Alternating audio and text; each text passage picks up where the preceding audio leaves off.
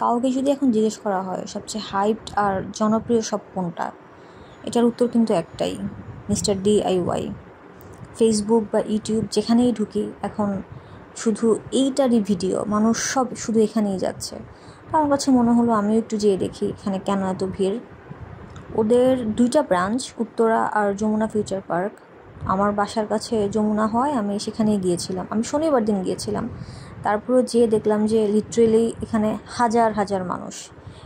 Payment সেকশানে এত ভিড়, আমি ঢুকিয়েই ফার্স্টে ঠিক করে ফেলেছি যে না, এখান থেকে আজকে কিছু কেনা যাবে না, কিনলে এখানে অ্যাটলিস্ট আধা ঘন্টা লাইনে দাঁড়ায় থাকতে হবে।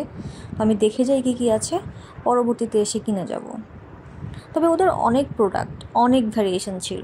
ওদের ছোটো ছোটো যে আর্টিফিশিয়াল প্ল্যান্টসগুলো ছিল, ওগুলো খুব কিউট ছিল, অনেক সুন্দর ছিল।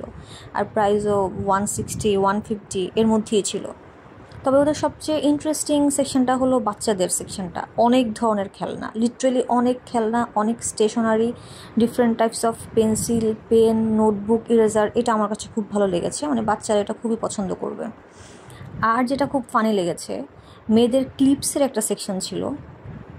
ওটা লিটারেলি সবাই ফাঁকা করে রেখেছে, অ্যাজ ইফ যে এগুলো আর কোথাওই পাওয়া যায় না বা ফ্রিতে দিচ্ছে।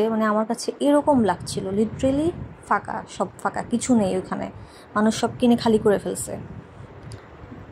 কিছু একটা কিনতে হবে, কিনে ফেললাম। আমার কাছে মনে হলো যে এখানে আসলে এই বিষয়টাই, না হলে এভাবে কেনার কিছু নাই। আর প্রাইস সবাই যেরকম বলছিল যে খুব রিজনেবল, এরকম না, মোটামুটি প্রাইস ছিল, প্রোডাক্ট অনুযায়ী প্রাইস ঠিক মতনই ছিল। প্রাইস মোটেও খুব রিজনেবল বা সস্তা এই টাইপের কিছু না।